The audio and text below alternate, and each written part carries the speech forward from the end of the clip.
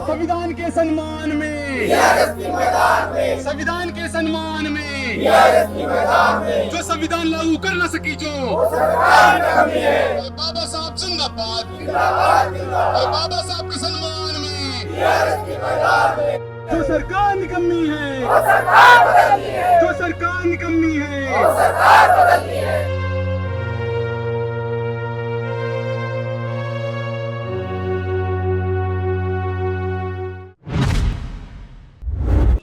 ये जो ग्रुप आप देख रहे हैं ये बहुजन रिपब्लिकन सोशलिस्ट पार्टी के वो कार्यकर्ता है जो इस समय राज्य स्तर पर यानी कि महाराष्ट्र प्रदेश स्तर पर उस वक्तव्य का निषेध कर रहे हैं जो वक्तव्य और जिस मंशा को विवेक देबोराय ने व्यक्त की।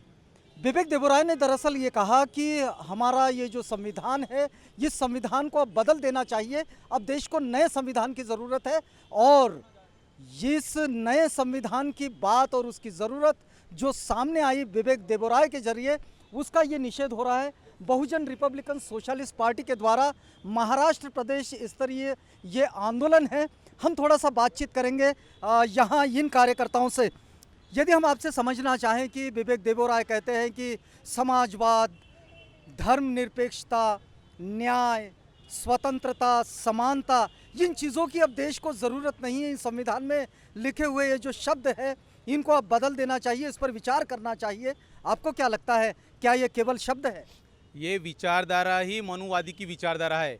उनका जो मंशा है, जो मनुस्मृति जो उनकी पहले से 1946 के पहले जो लागू हुई थी, उनकी पहले थी अभी तक के 47 तक के पहले तक के, वो उनको वापस लाना है। और उनका जो है वर्ण व्यवस्था, ऊंच और नीच का, जो उच्च वर्णीय लोग हैं उनके हाथ में बहुजनों की गुलामी देना है, ये उनका मूलभूत मंशा है। और उसके लिए ये जो न्याय, समता, स्वतंत्रता और बंधुत्वता की जो बात है, जो लोकशाही पर निर्भर है, जो न्याय व्यवस्था है, सर्वोच्च न्यायालय के कई हक और अधिकार इन्होंने अभी बंद कर चुके हैं। जो चेक और बैलेंस बाबा साहब ने संविधान के माध्यम से दिए थे वो सब हटाना चाहते हैं। तो इसी के खिलाफ एडवोकेट डॉक्टर सुरेश माने साहब जो हमारे राष्ट्रीय अध्यक्ष है बीआरएसपी के, उन्होंने पूरे राज्य भर में जिला न्याय धरना आंदोलन का आयोजन किया गया है। और इसका मुख्य जो हेतु है, जनता को हमें जागरूक करना है, जनता को बताना है लोकशाही के मूलभूत अधिकार क्या है, हक क्या है, और जिसके वजह से आप लोग सब आज स्वतंत्रता से जी रहे हो वो नहीं चाहती है। इसीलिए ये ओबेराय जी ऐसे भाषण करते हैं। अभी तक लोग न्याय की मांग कर रहे हैं, हक के लिए लड़ रहे हैं, लोग सड़कों पर हैं। हम आपको बताएं कि ये संविधान चौक है नागपुर का, और नागपुर का ये जो संविधान चौक है ये वो जगह है जहां लोग अपनी आवाज़ को बुलंद करने के लिए आते हैं। यहाँ इस जगह पर हम देख रहे हैं कि लोग जब अपने न्याय और हक और अधिकार के आंदोलन के लिए रोज़ खड़े होते हैं और अपनी आवाज़ को अपनी मुट्ठी तान कर बुलंद करते हैं, वहाँ ये कहा जा रहा है कि संविधान को बदलने की ज़रूरत है। पाटिल साहब, कैसा सोच रहे हैं आप? 15 अगस्त 2023 को जब प्राइम मिनिस्टर लाल किले के प्राचीर से देश को संबोधित कर रहे थे, और संबोधन शुरुआत कहाँ से किया? मेरे परिवारजनों से। एक तरह वो भारतीयों को परिवारजनों के नाम से संबोधित करते हैं और दूसरी तरफ उन्हीं के जो आर्थिक सलाहकार है विवेक देबराय, और वो लिखते हैं एक अखबार में, उसी दिन 15 अगस्त को ये पब्लिश होता है उनका लेख कि अब भारत को संविधान बदलना चाहिए। तो इसके पहले कई लोग बोलते रहे, श्यामा प्रसाद मुखर्जी हो या कई लोग अन्य लोग हो, उनके बाबा हो, बुआ हो, ये बोलते रहते क्योंकि उनको संविधान मान्य है ही नहीं। 1925 से ये उनका सिलसिला चालू है जब से उनका आरएसएस स्थापित हुआ। लेकिन अब जब 9 साल से आरएसएस के हाथ में देश की बागडोर है और उनके मन के मुताबिक वो कारोबार कर रहे हैं, लेकिन अब जब वो आपने जब साहब से पूछा कि भी धर्मनिरपेक्षता, समाजवाद, ये कहाँ स्थापना हुई इसकी वाली? अच्छा, संविधान ने इनको दिया क्या देश को? तो संविधान ने महिलाओं को सम्मान दिया, संविधान ने दलितों को, शोषितों को ऊपर उठाने के लिए वहाँ पे प्रावधान किए गए, वोट का अधिकार दिया, और ये सब देने की वजह से एक भारत में समानता प्रस्तावित हो रही है, बहुजन समाज जागरूक हो रहा है। और जो पुरानी उनकी परंपरा है, उनके जो रीति रिवाज है या उनके जो धार्मिक मानसिकता है, उससे ऊपर उठकर समाज धीरे धीरे ऊपर हो रहा है। और वो ये नहीं चाहते कि इतना बड़ा देश का तबका, जैसा हम SC ST OBC की बात करते, 6000 जातियों में बटा हुआ समाज है, और डॉक्टर बाबा साहब अम्बेडकर ने संविधान के माध्यम से ये पूरे समाज को एक जगह लाने के लिए एक सबको वोट का अधिकार दिया, सबको वो नेशनल प्रोसेस में उनको ढाल दिया कि भाई हाँ, आपके वोट से सरकार बनेगी। और 1950 से सरकारें बनते आ रही है, लेकिन ये नहीं चाहते मनुवादी मानसिकता के लोग ये सबको अधिकार मिले, सब एक जगह आए, सब एक समानता पे आए, उनको सबको शिक्षा मिले, उच्च शिक्षित हो, तो ये नहीं चाहते। और इसलिए धीरे धीरे यानी 2014 में उनके हाथ में सरकार आई, थोड़ा सा आगे बढ़े 2019 में उनके हाथ में सरकार आई, और वो 2019-24 का सपना देख रहे हैं। और वो अब उनको लग रहा है मनुवादी मानसिकता को, RSS के उनके चले चपाटों को, कि जब 2024 में उनके हाथ में पूर्ण बहुमत से सत्ता आएगी तो हम इस देश का संविधान बदल देंगे। वो बदल नहीं सकते। बाबा साहब डॉक्टर अंबेडकर ने एक बात कही थी कि संविधान चाहे खराब हो सकता है, उसमें प्रावधानों में कोई कमजोरी हो सकती है, लेकिन अगर उसको चलाने वाले लोग अगर बेहतर हो तो वो संविधान अच्छा साबित हो सकता है। वे एक दूसरी बात कहते हैं कि संविधान चाहे जितना अच्छा हो, लेकिन यदि उस पर अमल करने वाले लोग अगर ठीक ना हो तो संविधान बुरा भी साबित हो सकता है। गौतम अडानी को 6 एयरपोर्ट दे दिए। अडानी है अडानी, अडानी का मतलब समझते हैं कि नहीं? अज्ञानी। अडानी का मतलब अज्ञानी होता, अनपढ़ होता है। तो ये अडानी पढ़ा लिखा है क्या? आपको मालूम है अडानी पढ़ा लिखा है?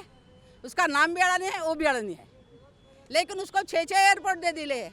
और जो पढ़े लिखे लोग हैं उसको 10,000 तनख्वाह नहीं मिल रही है, वो गली गली घूम रहे हैं। यहाँ देश में बेरोजगारी, भ्रष्टाचार, अनाचार, धर्मांधता, हिंदुत्वता, ये पुराने जो है गुलामगिरी के वजह, यहाँ ब्रिटिश आने के पहले इस देश में जो भ्रष्टाचार चलता था, हिंदुत्व चलता था, ये जो उनका दलित विरोधी आंदोलन चलते थे, दलितों को अत्याचार करने की मुहिम चलती थी, ये ब्रिटिश आने के बाद में सब खत्म हो गया। लोकशाही आई, समता आई, आर्थिक समता आई, बंधुता आई, ये सब गलत है क्या? इसकी समाज को जरूरत नहीं है क्या? लेकिन ये जो बैठे हैं कुर्सी पे, ये चाहते हैं कि इस देश में ब्राह्मणवादियों की, उच्च वर्णियों की सरकार चले और सारा बहुजन समाज पहले जैसा उनका गुलाम बना रहे, और इसलिए ये सत्ता में आकर संविधान बदलना चाहते हैं। हमारा संविधान ये कहता है कि हम सम्मान पूर्वक जीने की गारंटी देते हैं भारत के हर एक नागरिक को। आपको क्या लगता है कि ये गारंटी अब आगे चलने की ज़रूरत नहीं? आगे चलना चाहिए एक्चुअली, क्योंकि संविधान के बगैर कुछ नहीं हो सकता। संविधान है, इसलिए आज हम लोग इतना अच्छा बोल सकते हैं। और बहुजन जो भी आगे आए हैं वो संविधान की वजह से आगे आए हैं। अगर संविधान अगर ये बदलेंगे तो हमारा देश बहुत पीछे, मतलब पूरा जो पहले जैसा था वैसे हो जाएगा। जी, आप कहाँ से हैं? चंद्रमणि नगर से, चंद्रमणि नगर से। आप नागपुर। क्या कहेंगे कि संविधान बदलने की बात हो रही है, आपकी प्रतिक्रिया क्या है? नहीं बदलना चाहिए, हमारे संविधान ही चाहिए, और हिंदू राष्ट्र भी नहीं चाहिए। यहाँ ये भारत है, इंडिया है, ये हिंदू राष्ट्र नहीं है। हमको मनुवादी सरकार नहीं चाहिए, धर्मनिरपेक्ष। ये बहुजन रिपब्लिकन सोशलिस्ट पार्टी का आंदोलन भारत राष्ट्र के उस आग्रह के साथ खड़ा है। यदि हम इस समय आपसे ये पूछना चाहें कि ये जो बहुजन रिपब्लिकन सोशलिस्ट पार्टी का ये जो आंदोलन है वर्तमान में, ये आंदोलन क्या चाहता है? इस देश में संविधान का राज चाहता है, गणतंत्र की रक्षा करना चाहता है, ताकि लोगों का राज चले, मनुवादी व्यवस्था का राज न हो। यहाँ ब्राह्मण, क्षत्रिय, वैश्य, शूद्र ऐसी खड़ी व्यवस्था न हो। ये स्वातंत्र्य, समता, बंधुत्व, न्याय पे आधारित समाज रचना होना चाहिए। इसलिए संविधान की रक्षा के लिए हम यहाँ आंदोलन कर रहे हैं। जी, यदि मैं आपकी प्रतिक्रिया लेना चाहूँ तो? संविधान बहुत ज़रूरी है, और संविधान के हिसाब से ही सरकारें आनी चाहिए। सरकार बदलने की ज़रूरत है इस वक्त। क्यों बदलना चाहिए? क्योंकि वो मनुवाद प्रस्तावित करना चाहती है, अन्याय करना चाहती है, अत्याचार करना चाहती है। कानून के हिसाब से, संविधान के कलम के हिसाब से राज्य व्यवहार नहीं कर रही है। वो हमको निर्देश दे रहे हैं उनके अधिकारी कि अभी तुरंत ही बदला जाने वाला है 24 के अंदर। इसलिए 24 में ये सरकार बदलनी बहुत ज़रूरी है, किसी भी हालत में बदलनी जरूरी है। वास्तविकता यह है कि राज्यसभा हमारे देश में इसलिए है कि राज्यों का प्रतिनिधित्व हमारे सरकार पर रहे और जो लोगों के द्वारा चुनी गई सरकार लोकसभा में बैठती है, राज्यों का प्रतिनिधित्व उस लोकतंत्र के उस संसद में बैठे हुए लोक सभा को भी वो नियंत्रित करें और उसको मार्गदर्शित करें। बात ये भी चल रही है इस दौर में कि राज्यसभा की ज़रूरत क्या है। क्या लगता है आपको, ज़रूरत नहीं है? नहीं है, संविधान बदलने की ज़रूरत नहीं है, क्योंकि ये समानता, स्वातंत्र्य, बंधुता ये संविधान में लिखा है। और ये मोदी सरकार और उसका आर्थिक सलाहकार संविधान बदलने की भाषा करता है, इसलिए हम ये बीआरएसपी के माध्यम से विरोध प्रदर्शन कर रहे हैं। संविधान बदलना और बदलाव के बारे में सोचना ये सबसे बड़ी गलती है। संविधान बदलने के बारे में सोचने वाले को ना सबसे पहले संविधान क्या है वो पढ़ लो, उसके बाद सोचने की बात करो। संविधान ऐसे ही नहीं बना है। हमारे बाबा साहब ने जो खून पसीना, हमारा उनका परिवार, बहुजन समाज, जो तपस्या बोलो, एक तपस्या का फल है संविधान। संविधान बदलने की भाषा करने वालों पहले तपस्या कर लो और फिर संविधान बदलने की भाषा करो। हम इसलिए एकत्रित हुई है ताकि हम बता सकते हैं ये भारत के संविधान बदलने वाले को कि हम संविधान बदलने नहीं देंगे, भले ही मुट्ठी भर क्यों ना हो। हमारी मुट्ठी ही हमारी ताकत है और हमारी ताकत ये संविधान बदलने कभी नहीं देंगी। जब तक हमारा हौसला बुलंद है तब तक संविधान के लिए हम लड़ते रहेंगे।